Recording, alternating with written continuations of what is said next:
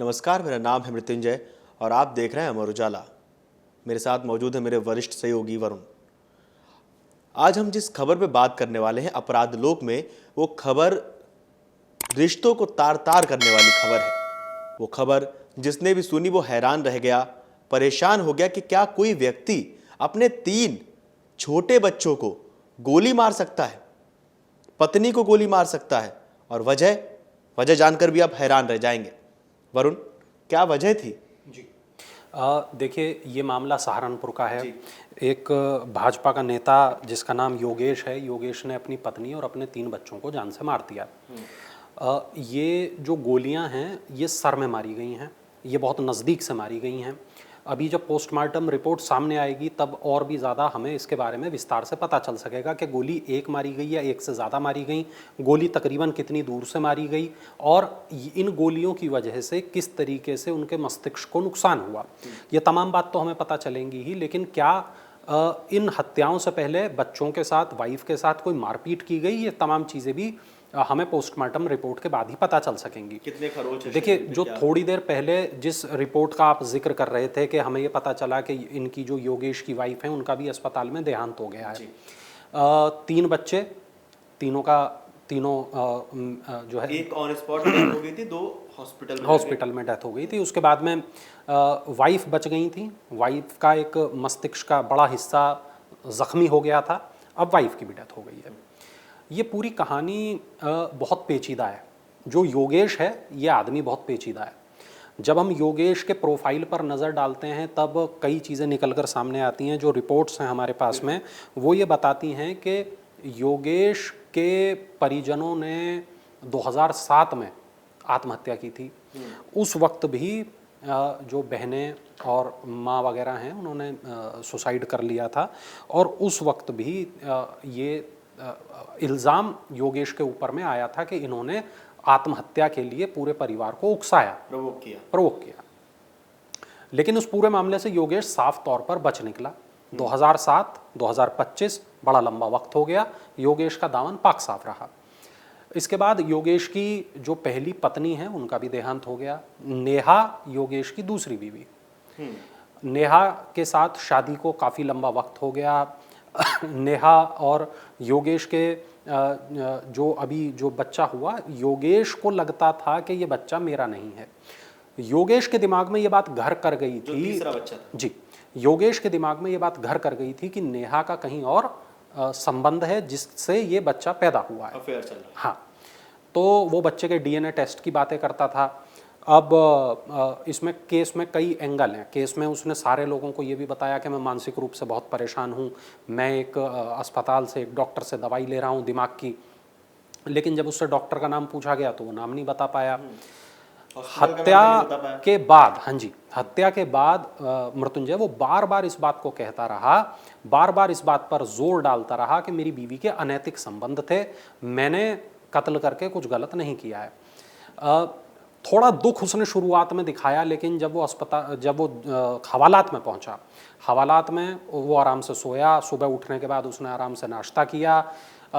ये पूरा जो चीज़ें हैं वो ये बताती हैं कि या तो वो मानसिक रूप से वाकई बहुत ज़्यादा परेशान है, बहुत स्ट्रेस में है, और उसकी ये जो पूरी कार्य प्रणाली है, जो उसकी हरकतें हैं, वो ये बताती हैं कि एक बहुत एंजाइटी में, डिप्रेशन में वो व्यक्ति है।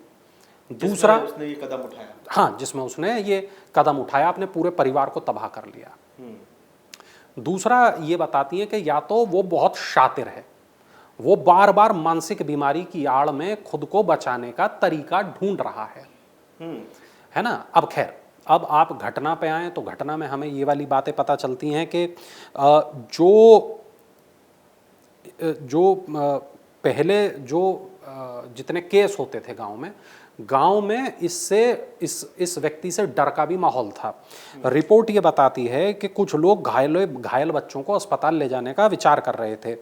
कई ग्रामीणों ने जो लोग ले जाने का सोच रहे थे उनसे कहा कि सोच लो, ये आदमी पहले भी कई लोगों को केस वगैरह में फंसा चुका है। अच्छा, अब मतलब पता नहीं, मारने के बाद हाँ, पड़ोस के लोग जो बच्चों जो घायल थे उनको अस्पताल ले जाने का विचार कर रहे थे। अच्छा। चलो यार अस्पताल ले चलते, अरे देखो यार तड़प रहे हैं, इन्हें अस्पताल ले चलते। लेकिन कुछ लोगों ने कहा सोच लो, ये पहले भी कई लोगों को फंसा चुका है, ऐसा ना हो इस बार तुम्हें फंसा दे इसी मामले में। अच्छा। तो स्थिति ये बनी कि पीड़ितों को बचाने के लिए हम आगे जाएं कि ना जाएं, और घायलों को लेकर जो अस्पताल जाने वाले जो ग्रामीण थे उन्होंने नेहा और एक बच्चे को गली में ही छोड़ दिया, किसी ने उन्हें संभालने की हिम्मत नहीं जुटाई।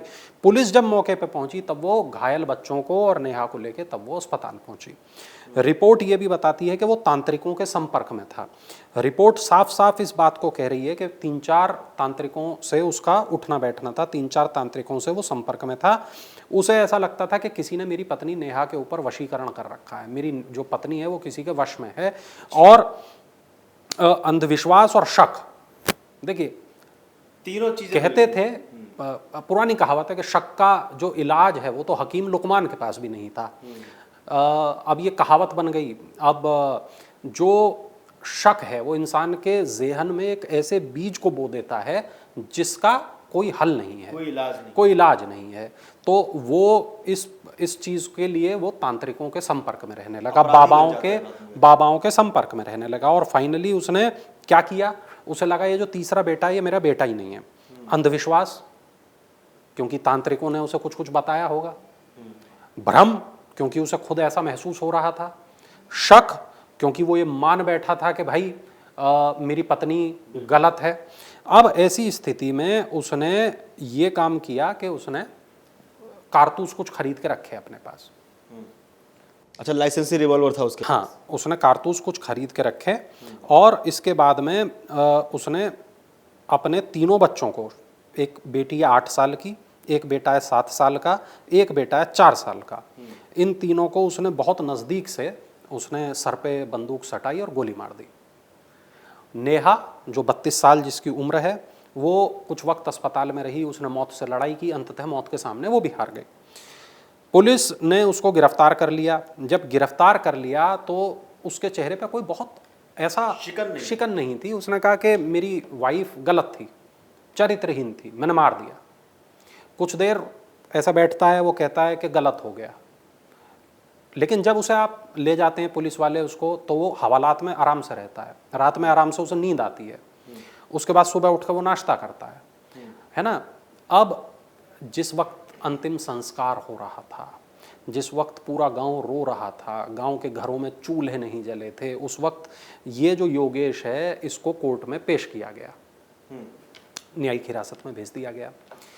पुलिस फॉरेंसिक्स की जो पूरी टीम है वो अब तमाम सवाल जवाब करेगी, वो देखेगी कि भैया क्या हुआ क्या नहीं हुआ, कौन कौन सी ऐसे फॉरेंसिक सबूत वहाँ पर मिल पाएंगे भी कि नहीं मिल पाएंगे।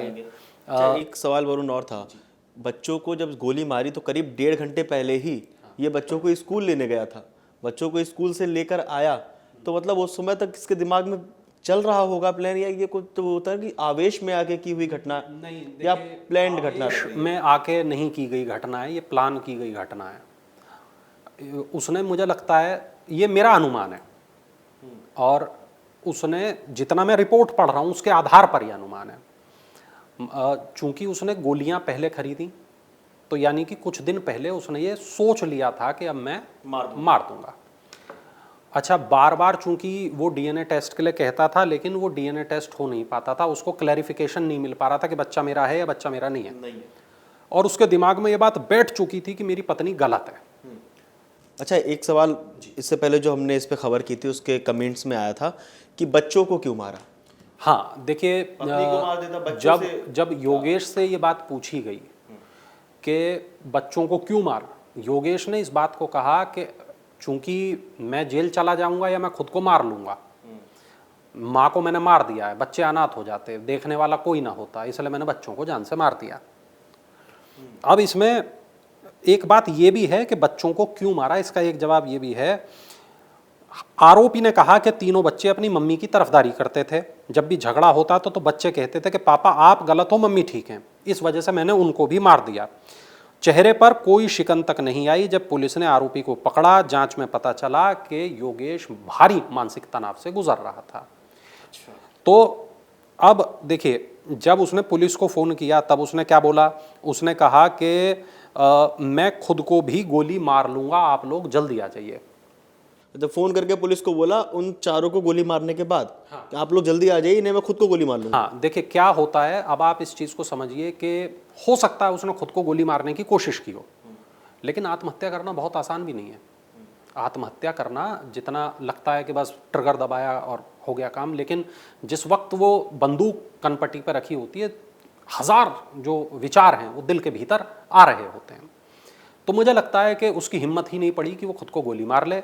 उसके बाद उसने पुलिस को फ़ोन किया, उसने कहा मैंने चारों को मार दिया है, आप आ जाइए, मुझे पकड़ लीजिए, वरना मैं खुद को गोली मार लूँगा।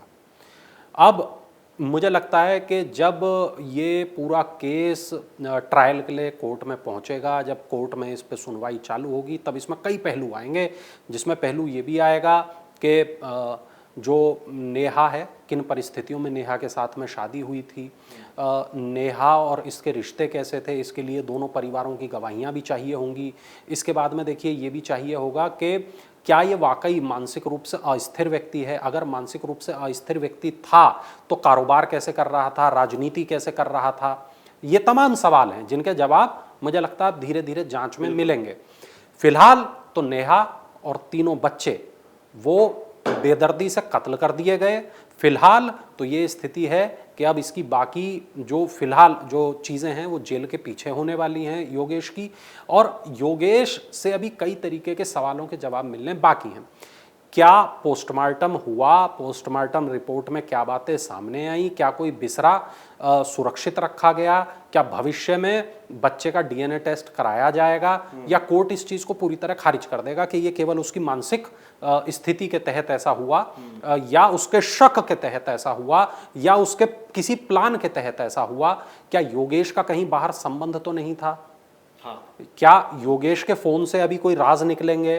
क्या कोई राज योगेश के लैपटॉप से निकलेंगे, या कोई राज योगेश से जो जुड़े लोग हैं उनके साथ पूछताछ से खुलेंगे? ये तमाम चीजें हैं जिसका मुझे लगता है मृत्युंजय आने वाले वक्त में पता चलेगा। शुक्रिया वरुण।